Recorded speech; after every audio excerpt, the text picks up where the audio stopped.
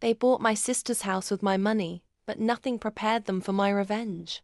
They always handed her the tiara. She smiled, took the crown, and everyone applauded, while I paid for the parade. When my sister announced she was pregnant, my family cooed and circled her like she was the sun. I did what I always did. I gave. I handed over the life savings I'd been squirreling away to buy my own home, trusting them to do what was right. The house was supposed to be mine. 2 weeks later, I discovered the deed. My name nowhere. Her name everywhere. So I recalculated. With evidence. Every transfer, every text, every "don't worry sis, we've got it" voicemail. Archived. Time-stamped, ready. While they celebrated baby registries, I quietly incorporated an LLC months earlier. A small thing I'd said was for investment flexibility. The funds I handed over? They were wired to accounts I controlled under that LLC. They'd been greedy, sloppy, and overconfident. The title paperwork? Signed by my sister as occupant without the proper consideration clause. A rookie mistake from people used to having others do the thinking. I wasn't going to take their house in some petty midnight seizure. I wanted the kind of revenge that cut the prettiest masks off the nicest faces. So I invited the whole family. The proud parents, the gleeful aunties, the smug cousins to a brunch to celebrate the new home. They arrived with balloons and Monopoly smiles.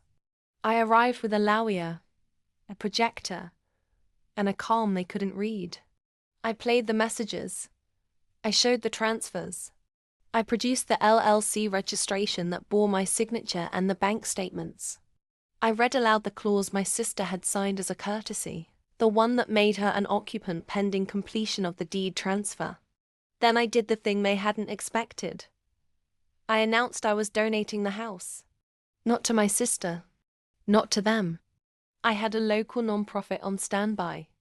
A safe space initiative for pregnant women escaping abusive homes.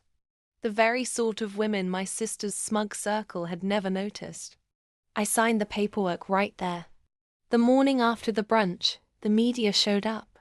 A neighborhood reporter had noticed the commotion and ran a short piece. Local heiress losers gifted home to charity after family dispute.